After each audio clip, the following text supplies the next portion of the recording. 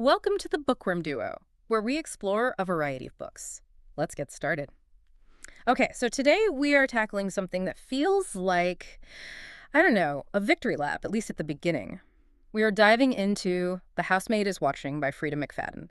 And I have to say, seeing Millie Calloway, well, Millie Accardi now, actually owning a home, it felt like watching a friend finally win the lottery. It's a huge shift from the other books, isn't it? We are so used to seeing her in, the service role, scrubbing floors, invisible, dealing with her employer's complete psychosis. Now, she is the employer. She's got Enzo, the two kids, Nico and Ada. She has a mortgage. Oh, she has the mortgage and all the stress that comes with it. I mean, it's a suburban dream, right? White picket fence.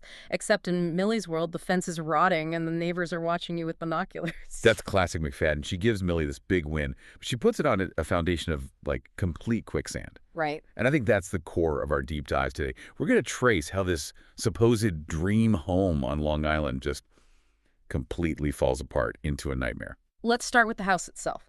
14 Locust Street. They move in, and right away, my too-good-to-be-true alarm bells were just screaming. The price. The price. They got it for 10% below asking. I mean, in this economy, on Long Island, that's not a deal. That's a warning sign. Absolutely. A price drop like that usually means, what, structural damage? Yeah. Or a murder. But Millie's just so desperate for some stability, she ignores it. And the house seems to reject them from minute one. I laughed so hard at the description of the kids coming in for the first time.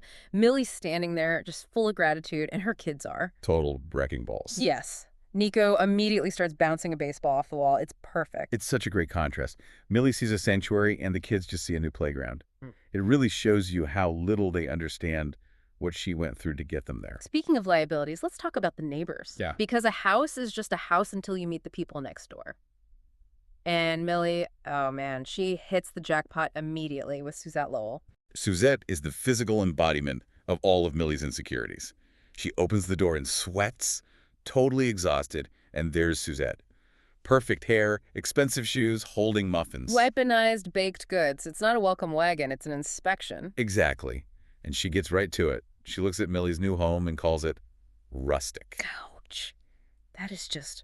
It's suburban code for this place is a dump. Such a slap in the face. It sets up the whole hierarchy of the street in 5 seconds. Suzette is the queen bee, and then there's the grammar thing. Did that make you cringe? The in versus on Long Island debate. Oh, it was so painful to read. Millie says she lives in Long Island.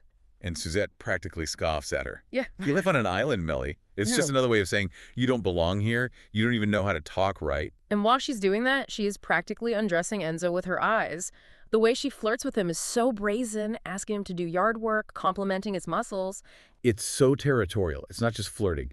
She sees him as a resource to be used. And then to make things even worse, we have the other neighbor, Janice Archer. A neighborhood watch from hell. She's always there, just staring out the window. And she's the one who warns Millie about Suzette and then immediately hints that Enzo's already cheating. She's like the Greek chorus of the cul-de-sac. She sees everything, but all her warnings are super cryptic, which just ramps up the paranoia for Millie. So you've got the mean girl next door, the spy across the street, and then this is a brilliant move. Enzo insists they hire a cleaning lady. Ah, yes. The housemaid hiring a housemaid. The irony is just, it's perfect.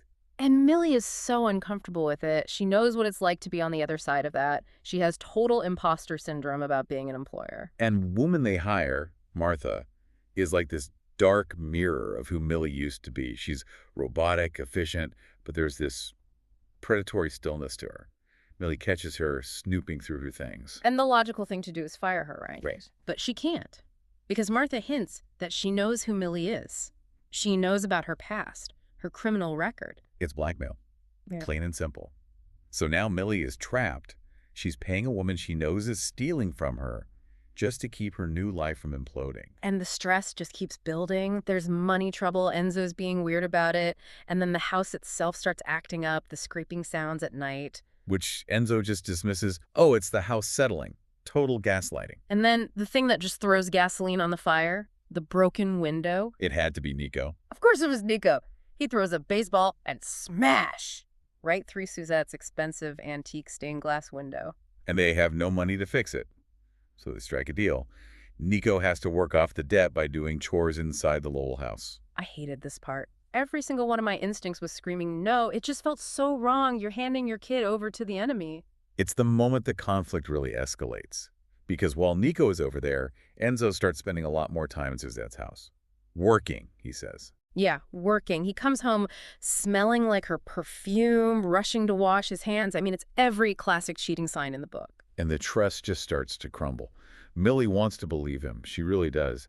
But the evidence is just piling up. And then the absolute worst thing happens. The kids go missing. Oh, that panic. It's any parent's worst nightmare. She comes home, the house is empty. They search everywhere and they find them, hiding in a secret room under the stairs. Can we just talk about this room? It's hidden behind wallpaper. And it's soundproofed. That's the detail that just chilled me to the bone. You don't soundproof a closet unless you're trying to hide screams. It's the architecture of abuse. And Suzette's reaction when she sees it, she pretends she didn't know it was there, but she looks absolutely terrified. She knew. She knew. But before Millie can even process that, we jump to the beach trip. The most awkward family outing in literary history. Suzette goes for a swim and conveniently starts to drown. And of course, Enzo has to play hero and rescue her. But Millie sees it for what it is. A performance. A way for Suzette to get her hands all over Enzo. And that is the final straw for her. She is done. She storms over to the Lowell house that night, ready for a fight. She walks in, and it's dead silent. And then she smells it. Blood. She turns the corner, and there he is. Jonathan Lowell, Suzette's boring husband.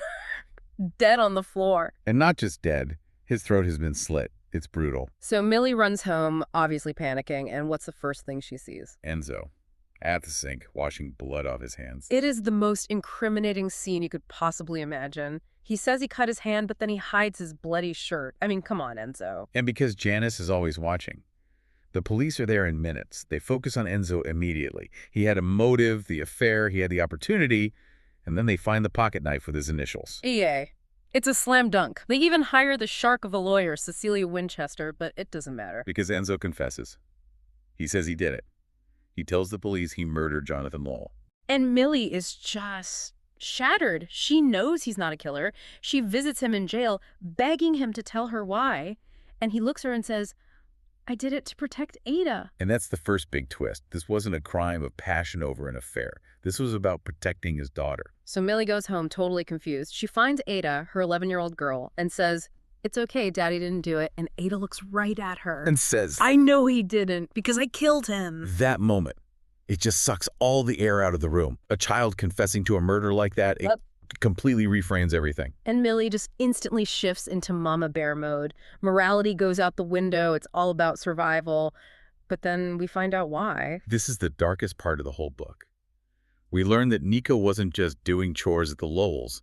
Jonathan Lowell was abusing him in that soundproof room. It's just sickening. That's why Nico was acting out. While he was so troubled, he was being tortured. And Ada, his protective older sister, figured it out. She took the pocket knife Enzo gave her for protection, and she went over there to confront him. She was so brave. An 11-year-old girl standing up to a monster. He trapped her in the room, and she stabbed him. But, and this is the key detail that cracks the whole case open. Yeah. She says she stabbed him in the stomach. Right. Not the throat. She ran away thinking she killed him, but the cause of death was the slit throat. Which means someone else was in that house. Someone came in after Ada left. And that someone was Martha, the housemaid. The other housemaid. We find out she was in the house that day, stealing jewelry to fund her escape from her own abusive husband. Yeah.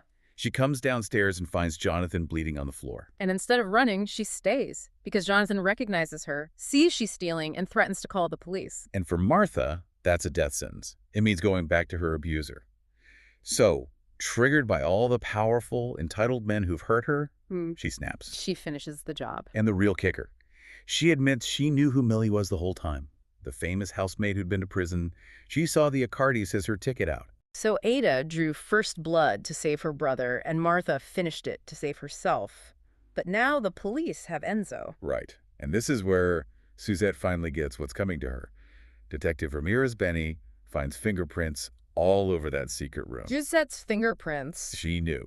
She knew what her husband was doing to Nico and to other boys before him. She knew the whole time, and she covered it up to protect her perfect, wealthy lifestyle. That makes her an accomplice. She's arrested, and with her implicated, the whole case against Enzo just falls apart. He's released. The family is back together. But they're broke. They lose the house. The suburban dream is over, but at least they're safe. For the most part, there's still Martha. Oh, yeah.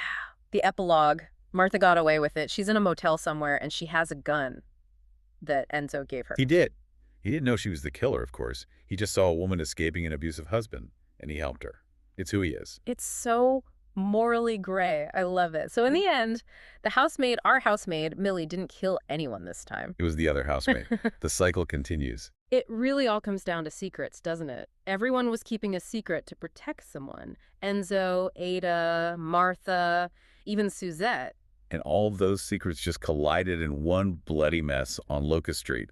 It really makes you wonder what's going on behind your own neighbor's doors. For sure. I think this whole thing leaves us with a question about legacy. Ada learned that violence can be a tool for survival, maybe picking that up from Millie's own past. It's a cycle Millie tried to escape, but she just couldn't outrun it. A legacy of survival indeed. Well, I'm definitely going to go double-check my locks tonight. And maybe think twice before hiring a cleaning lady. Solid advice. Thanks for joining us. Subscribe for more bookish adventures and hit that like button if you enjoyed the ride. Don't forget to share the knowledge, spread the word.